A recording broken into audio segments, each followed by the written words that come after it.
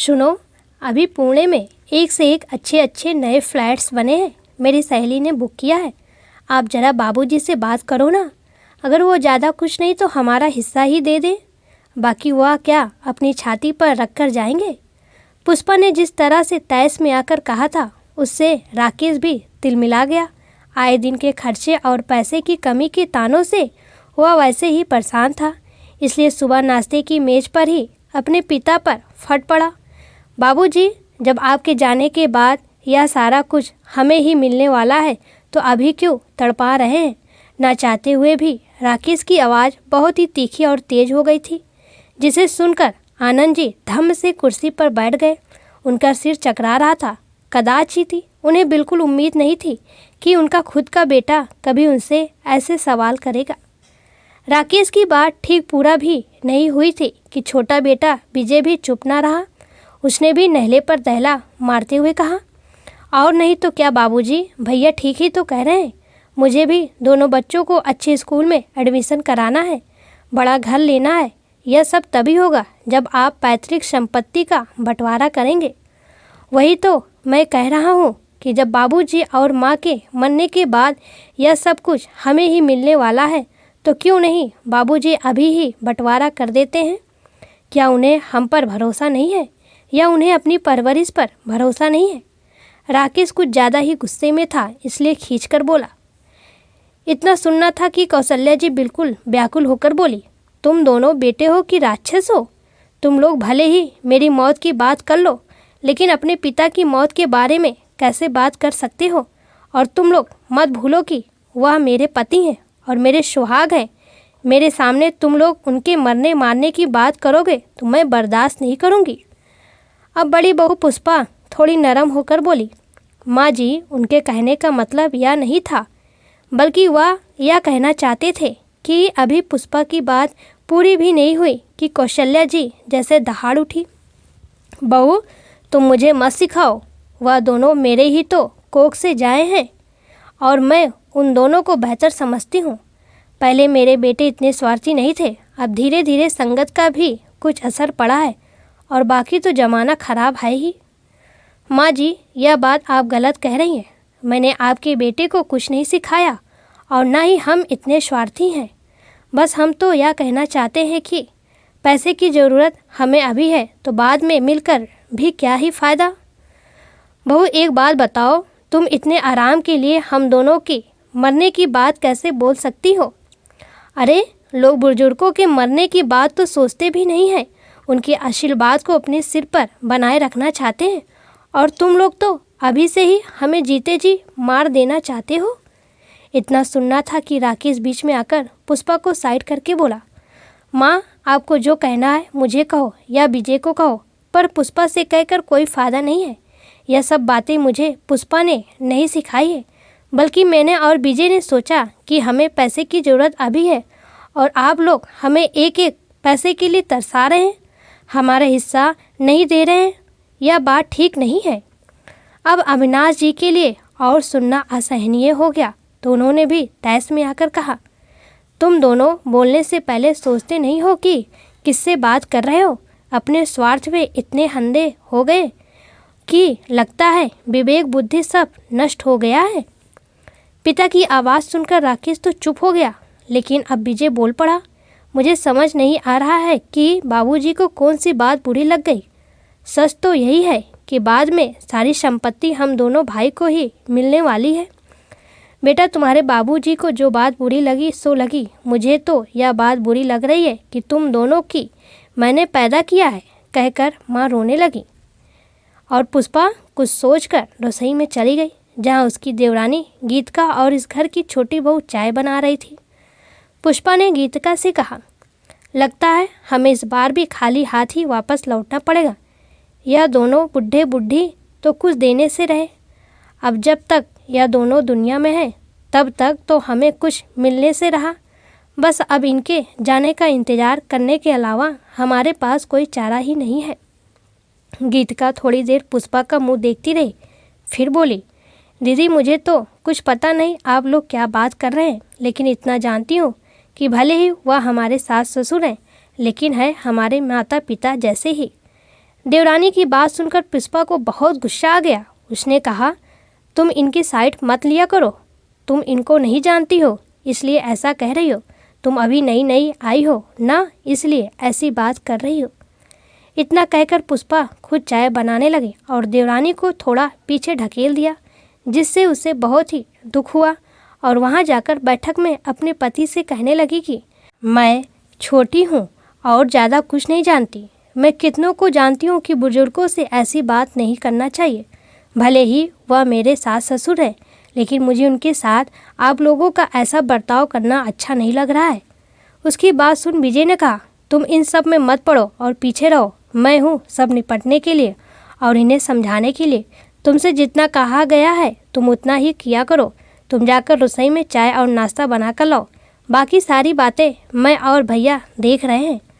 अब कौशल्या जी ने कहा, अब बस भी करो, वह घर की छोटी बहू है, उसे ऐसा मत बोलो। और वह सही तो कह रही है, तुम लोग अपने बुजुर्ग माता पिता से इस तरह से बात कर रहे हो, या सही तो नहीं कर रहे हो ना। तभी अविनाश जी के फ़ोन पर किसी का फ़ोन आ गया और वह बहुत खुश होकर फ़ोन उठाकर बोले, हाँ बोल छोटे, क्या बात है, तू पहुंच गया ना सही से। तो छोटे, तू सही घर पहुंच गया। अब मैं तुम्हें एक बात बताता हूँ। तुझसे ही मैं हमेशा कहता था कि मेरे दोनों बेटे बिल्कुल नालायक हैं और इन्हें मुझसे अपनी माँ से कोई मतलब नहीं है। मतलब अगर है तो सिर्फ पैसे से। इससे अच्छा तो मैं बेऔलाद ही रहता। दोनों बेटे अवोक होकर सुन रहे थे। उधर से शायद आवाज़ आई थी कि आप शांत रहिए, धीरज रखिए। इधर से अविनाश जी ने थोड़े गुस्से में कहा, अरे अब और क्या, और कितना धीरज रखे। इधर पुष्पा अलग उबल रही थी कि आज ये बाबूजी को हो क्या गया है। घर का सारा कच्चा छिट्टा चाचा जी को सुनाने में क्यों लगे हुए हैं। उनकी पत्नी सोच रही थी कि पूरी ज़िंदगी तो चुप ही रहे, ये आज क्या बोले जा रहे हैं। शायद इनको होश नहीं है, अब बुढ़ापे में बेटों की बखियां उधेड़ने पर लगे हुए हैं। सब अविनाश जी को रोकना चाह रहे थे, पर कैसे यह समझ में नहीं आ रहा था, क्योंकि वह फ़ोन पर अपने छोटे भाई से बात कर रहे थे और अगर कोई उन्हें रोकता तो आवाज़ चाचा जी तक भी जाती। इसलिए सब मन महसूस कर सिर्फ मूक दर्शक बने हुए थे। सबने गौर किया कि अब अविनाश जी की आवाज़ अचानक भरा गई थी। वह बड़े ही आर्द्र स्वर में कह रहे थे, छोटे तू जल्दी आ जा भाई, मैं थोड़ा परेशान हूँ। तो इस घर के बेटों को कुछ समझ में नहीं आता है कि माता पिता से कैसे बात करते हैं। एक तो हमें बेघर कर दिया, ऊपर से हमारे साथ बदतमीजी से पेश आ रहे हैं। उधर से बच्चों के चाचा जी की आवाज़ आई, ठीक है भैया, हम वहाँ पर आते हैं और उनसे बात करके उनका दिमाग ठिकाने लगाते हैं। अगले दिन कुछ खास नहीं हुआ, सिर्फ यह हुआ कि अविनाश जी के छोटे भाई पुनीत जी आए। उनके आने से घर के दोनों बेटे और बहू कुछ ज़्यादा ही अनुशासित व्यवहार करने लगे। आने का उद्देश्य कुछ तो सब समझ रहे थे, लेकिन समझ पा रहे थे कि जब संपत्ति अविनाश जी की थी और उन्हें अपने बेटों में बंटवारा करना था तो चाचा जी क्या ही उखाड़ लेंगे। छोटी बहू को तो ज़्यादा फिक्र नहीं थी, उल्टा उसे मेहमान के आने से घर का माहौल थोड़ा बदल गया था, क्योंकि उसकी सास अपनी देवरानी से बड़ी हंसकर बात कर रही थी और चुलबुली सी चचिया सास ने जैसे आकर घर का माहौल ही बदल दिया था। धीरे धीरे शाम हुई। हर शाम की चाय के बाद ही अविनाश जी ने दोनों बेटों को बैठक में बुलाया। हमेशा से स्पष्टवादी अविनाश जी ने आज भी अपनी बात बिना किसी भूमिका के शुरू कर दी। देखो विजय और सुरेश, तुम दोनों कह रहे थे ना कि अब संपत्ति का बंटवारा हो जाना चाहिए, लेकिन क्या तुम्हें ये पता है कि यह संपत्ति है किसकी? हमारे पैतृक संपत्ति में हम दोनों भाइयों का हक था, लेकिन हम दोनों भाइयों ने कभी भी बंटवारा नहीं किया। और आप जब तुम्हें बंटवारे की बात कर रहे हो तो तुम्हारे चाचा जी का तो सिर्फ एक ही बेटा है, उसका भी है संपत्ति। अगर बराबर बराबर बटेगी तो भले ही चाचा जी का एक ही बेटा है, लेकिन सारी संपत्ति बराबर बराबर बटेगी। और तुम्हें शायद पता नहीं है, ये घर पहले से ही गिरवी रखा हुआ है। तुम दोनों भाइयों को इंजीनियर बनाते बनाते हमारा घर बिक चुका है। और रही बात तुम्हारी माँ और मेरा खर्चा चलाने की, तो ये छोटे हर महीने एक मुश्त रकम भेजता है, तभी हम दोनों का गुजारा चल रहा है। पर बाबूजी, आपने ये सब हमें पहले क्यों नहीं बताया? हम तो यही जानते थे कि आपके पास बहुत पैसा है और आप लोग ऐसो आराम से जी रहे हैं। बोलते हुए विजय की आवाज़ एकदम लड़खड़ा गई थी। उसे समझ नहीं आ रहा था कि अचानक पासा पलट कैसे गया। अविनाश जी को पता था कि उनके दोनों बेटे उनकी किसी बात पर विश्वास नहीं करेंगे, इसलिए उन्होंने मकान और संपत्ति के सारे कागजात सामने लाकर रख दिए। सारे कागजात बिल्कुल सही थे और इन दोनों बच्चों को पढ़ाते हुए उन्होंने काफ़ी मूल भी लिया था और आखिरकार मकान भी गिरवी रख दिया था। लेकिन उस कागज़ में जो एक नाम था उसे पढ़ते ही दोनों बेटों का दिमाग घूम गया। उस पर स्पष्ट अक्षरों में चाचा जी का नाम लिखा हुआ था, पुनीत श्रीवास्तव। मतलब मकान भी चाचा जी के नाम पर गिरवी रखा था। एक तरह से सब कुछ तो उन्हीं का हुआ। सारे कागजात देखने के बाद दोनों भाइयों का सिर शर्म से नीचे झुक गया। बड़ी मुश्किल से विजय के मुंह से निकला, हमें माफ़ कर दीजिए बाबूजी और चाचा जी। अब भाई भी क्यों पीछे रहता, वह भी बोल पड़ा, हम अपने किए पर शर्मिंदा हैं। हमने दौलत को इतना महत्व दिया और रिश्ते को पीछे रख दिया।